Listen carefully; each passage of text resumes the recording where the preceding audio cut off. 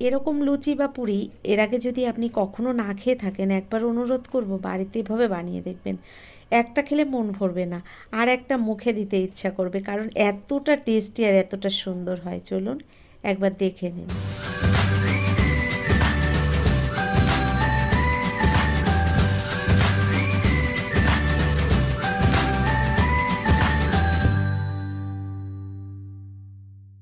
আপনারা তো অনেকভাবে লুচি বা পুরি বাড়িতে বানিয়ে থাকেন।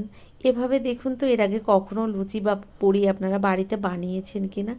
কারণ একদম অন্যরকমভাবেই কিন্তু আমি তৈরি করব। 1 কাপ সুজি আর সঙ্গে একটা আলু দিয়ে তৈরি করব আজকের রেসিপিটি। সম্পূর্ণ ভিডিওটি আপনাদের দেখার অনুরোধ রইল।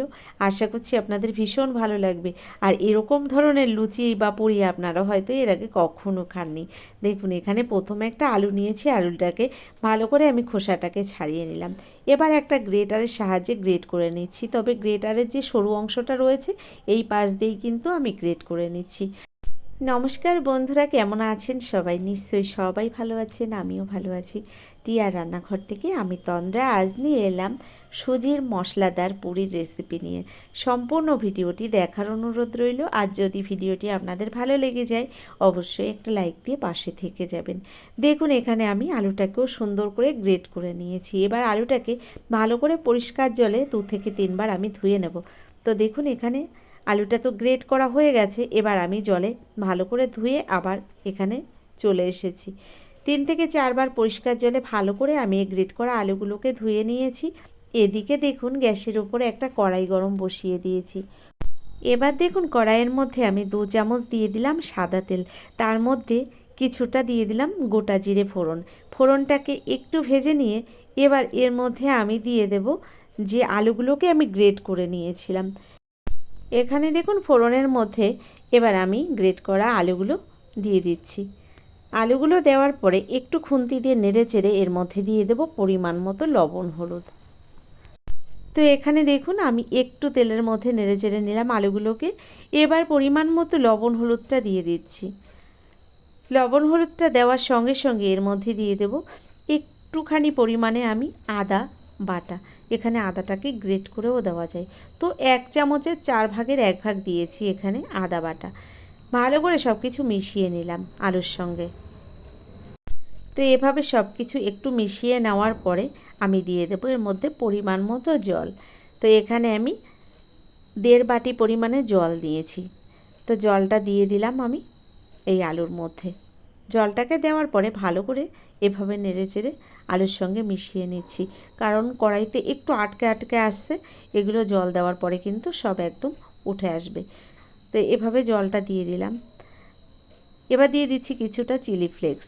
চিলি ফ্লেক্সটা দেওয়ার পরে সঙ্গে সঙ্গে দিয়ে দিলাম আমি কিছুটা কুচানো ধনেপাতা, আর দিয়ে দিলাম এর সঙ্গে একটা কাঁচা লঙ্কা কুচি।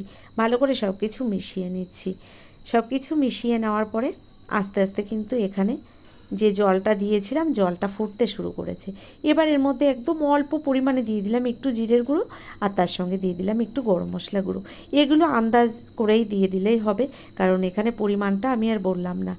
এবার জলটা ভালো করে ফুটে উঠলে আমি দিয়ে দিলাম এখানে 1 কাপ পরিমাণে সুজি। তো এই আলুর মধ্যে আমি সুজিটা দিয়ে দিলাম। তো এখানে আমার মনে হচ্ছে জলের পরিমাণটা একটু কম হয়ে গেছে, তাই এখানে আমি আরও 1/2 বাটি পরিমাণে জল দিয়ে দেব। তো এখানে আপনারা যদি জলটা আগে থেকে বুঝে দিতে পারেন তাহলে কিন্তু এখানে জলটা আর দেওয়ার প্রয়োজন হবে না।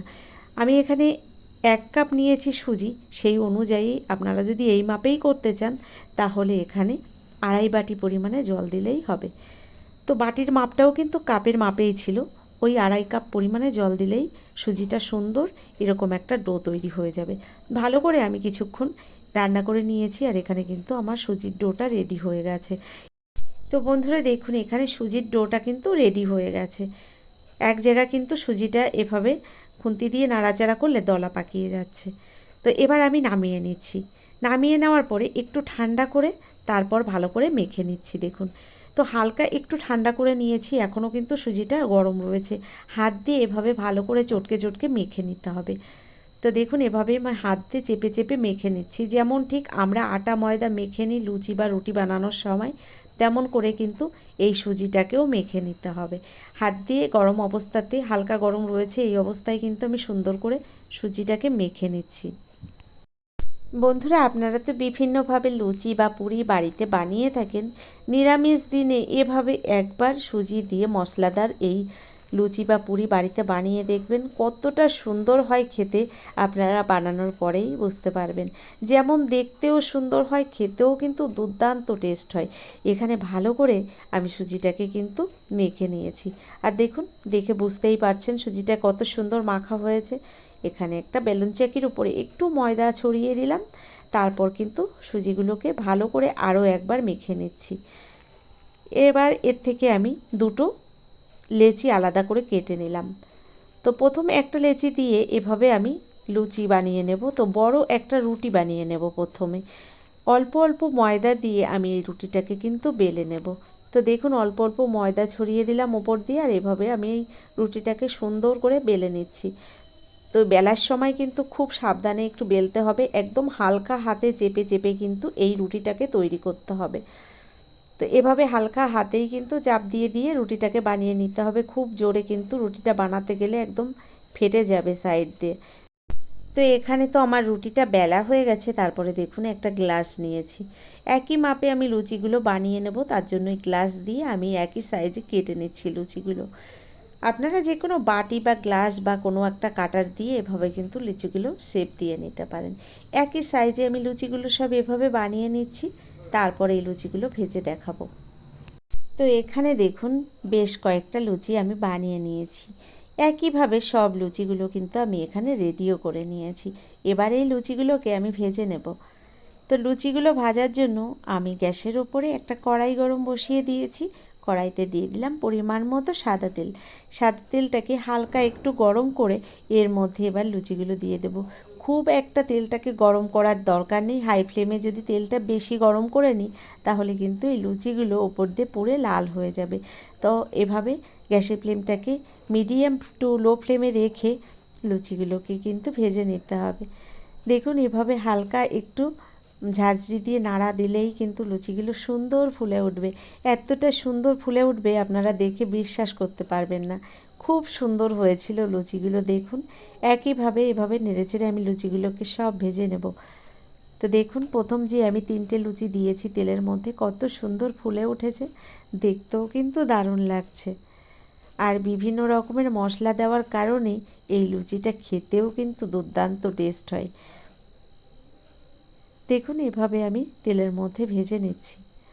তো বন্ধুরা, এখানে কিন্তু গ্যাসের ফ্লেমটাকে আবারও বললাম হাই ফ্লেমে রাখা যাবে না, তাহলে কিন্তু লুচিগুলো ভাজার সময় লাল হয়ে যাবে, কালার ধরে যাবে, দেখতে ভালো লাগবে না।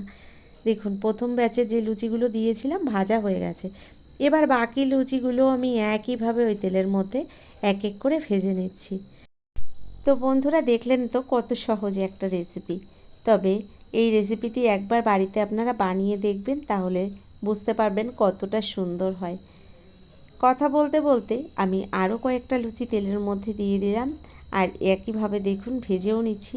আপনারা নিশ্চয়ই দেখেও বুঝতে পারছেন কত সুন্দর ফুলে উঠেছে। দেখুন, তো বন্ধুরা, এখানে লুচিগুলো আমি একটা গ্লাস দিয়েই কেটে নিয়েছি। আপনারা যদি আরেকটু বড় সাইজের লুচিগুলো বানাতে চান, তাহলে কোনো বাটি বা অন্য কোনো একটা বড় গ্লাস দিয়ে আপনারা কিন্তু এই লুচিগুলো বানিয়ে নিতে পারেন। তো দেখুন, এখানে লুচিগুলো কিন্তু কথা বলতে বলতে সব ভাজা হয়ে যাচ্ছে, আর এভাবে ভেজে আমি তারপর নামিয়ে নেব। তো বন্ধুরা, আজকের রেসিপিটি আপনাদের কেমন লাগলো অবশ্যই কিন্তু আমাকে লিখে জানাবেন। যদি আজকের রেসিপিটি আপনাদের ভালো লেগে থাকে, এখনও একটা লাইক দিতে ভুলে গেছেন, অনুরোধ করব একটা লাইক দিয়ে যারা এখনও চ্যানেলটিকে সাবস্ক্রাইব করেনি অবশ্যই সাবস্ক্রাইব করে পাশে থাকবেন। ধন্যবাদ।